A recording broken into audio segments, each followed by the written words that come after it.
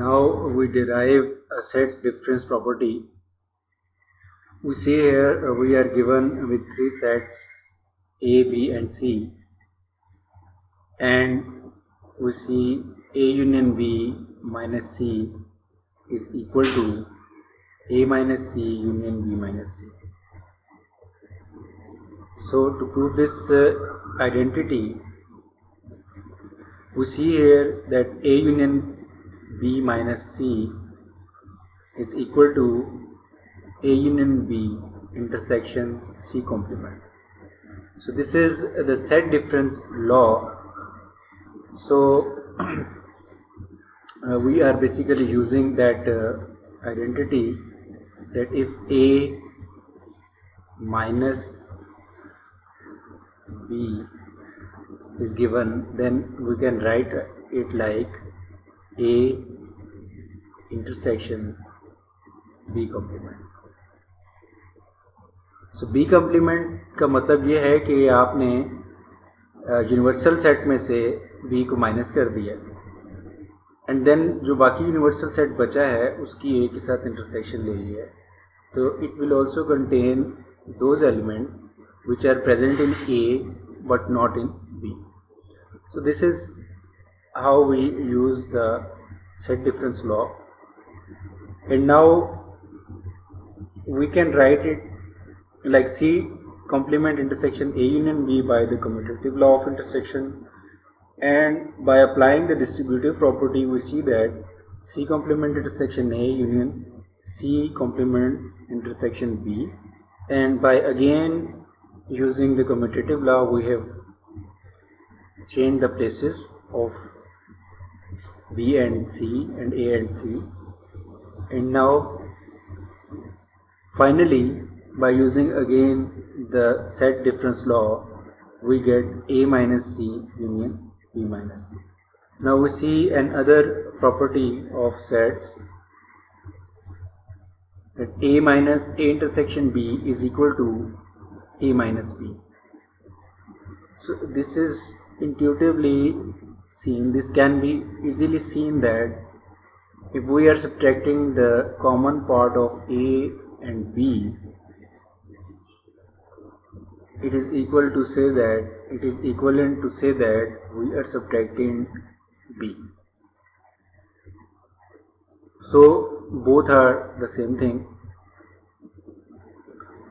Now suppose A, B are any sets, then A minus A intersection B is equal to A intersection A intersection B complement. So we are using here set difference law, and then we see that we can use here De Morgan's law and we get A complement union B complement. And by applying distributive law, we get A intersection A complement union A intersection B complement. And what about this A intersection A complement? It is phi, and we are taking union of phi with A intersection B complement. So this will result in A intersection B complement, so nothing is added through this empty set. And now finally again using the set difference law we get A minus B, and hence the equality is proved. Now we see here some Boolean algebra and set theory. Boolean algebra के बारे में हम already जानते हैं, हमने ये पढ़ लिया है. सो बूलियन अलजेब्रा में हमने ऐसे वेरिएबल्स की बात की थी जो दो वैल्यूज़ जो हैं वो एज ए इंट ले सकें. ऐसे वेरिएबल्स को हम बूलियन वेरिएबल्स कहते हैं, और उसके लिए हमने बूलियन एक्सप्रेशन भी पढ़े जिसमें हमने जो है वो कनेक्टिव्स यूज़ किए थे, एंड और नेगेशन के कनेक्टिव्स हमने यूज़ किए. And then we have studied the laws of equivalence which are written here. Now we are seeking some relevance with these laws and the set theory. So एक side पे हमारे पास laws of equivalence हैं और दूसरी तरफ हम देखते हैं कि जो सेट प्रॉपर्टीज़ हैं वो भी बिल्कुल उसी तरीके से बिहेव कर रही हैं। तो यहाँ पे P और Q और P की जो हमारे पास कम्यूटेटिव प्रॉपर्टी है ये बिल्कुल वैसे ही है जैसे हमारे पास यूनियन मौजूद है सेट्स में। और इसी तरह इंटरसेक्शन के हवाले से हम देखते हैं एंड प्रॉपर्टी को, क्योंकि एंड की जो लॉजिक है उसमें both P and Q should be true, तो हम कहते हैं कि and P and Q is true. तो इसी तरह A इंटरसेक्शन B में भी वही एलिमेंट आएगा जो A में भी मौजूद हो और B में भी मौजूद हो। So now all these properties can be compared easily. यहाँ पे हम एसोसिएटिव लॉ देखते हैं लॉज ऑफ इक्विवेलेंस में, और दूसरी तरफ हम देखते हैं कि सेट्स में भी जो एसोसिएटिव लॉ है वो उसी तरीके से वर्क कर रहा है। और इसी तरीके से हम डिस्ट्रीब्यूटिव लॉ की बात करते हैं, तो डिस्ट्रीब्यूटिव लॉ जो है वो इक्विवेलेंस रिलेशन में, लॉज ऑफ इक्विवेलेंस में जिस तरीके से काम करता है बिल्कुल उसी तरीके से हम सेट्स को देखते हैं कि वो भी बिल्कुल सेम पैटर्न पे वर्क कर रहे हैं और दोनों में रिजेम्बलेंस है। इसी तरह हमारे पास लॉ है एक ए के साथ किसी एम्प्टी सेट को यूनियन ली जाए तो वो सेट खुद ही आ जाएगा। और इसी तरीके से हम देखते हैं कि P एंड T, यानी T जो है वो स्टैंड्स फॉर टोटोलॉजी, तो P and T is giving us P। और यहाँ पे हमारे पास अगर हम A की इंटरसेक्शन जो है वो यूनिवर्सल सेट के साथ लें then we will get.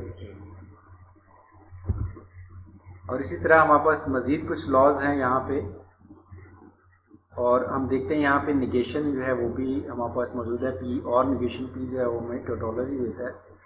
Same इसी तरीके से हम देखते हैं कि अगर हम A और कॉम्प्लीमेंट निगेशन को यहाँ पे एज ए कॉम्प्लीमेंट अगर हम देखें तो A यूनियन A कॉम्प्लीमेंट जो है वो हमें यूनिवर्सल सेट दे रहा है। और इसी तरीके से जब हम इंटरसेक्शन लेते हैं जब हम P एंड निगेशन P की बात करते हैं तो हमारे पास कंट्राडिक्शन आ जाता है, और A इंटरसेक्शन A कॉम्प्लीमेंट लेते हैं तो हमारे पास फाई आ जाता है। सो यहाँ पे यूनिवर्सल सेट जो है वो बेसिकली एक टोटोलॉजी से रिजेम्बलेंस रख रहा है, और इसी तरह जो फाई है वो कंट्राडिक्शन से रिजेम्बलेंस रख रहा है। इसी तरह double negation of P will give us P, और double complement of a set will give us the set itself. और इसी तरह हम मज़ीद लॉज जो है उनको भी देख सकते हैं कि P और P जो है वो हमें P दे रहा है, और इस तरह P एंड P जो है वो भी हमें P दे रहा है। और इसी तरीके से यूनियन और intersection of the sets will give that set, union and intersection of the same sets will gives us that union and intersection of the same set will give us the same set. And further we see that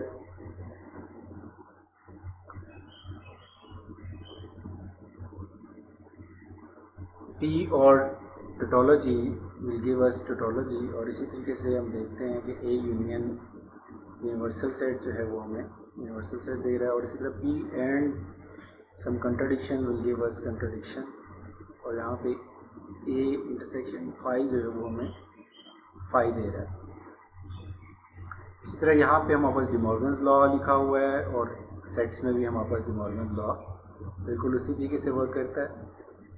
और अगर हम यहाँ पे absorption law की बात करें, absorption law में हमारे पास आप देख सकते हैं डिस्ट्रीब्यूटिव लॉ में ये तब्दीली की गई है कि जो दो इसमें हमारे पास एलिमेंट्स हैं उनको सेम कर दिया गया है, एक ब्रैकेट में है और एक ब्रैकेट से बाहर है, and that is the answer of absorption law. और इसी तरीके से आप देख सकते हैं कि अगर हम A union A intersection B लें then again we get this set.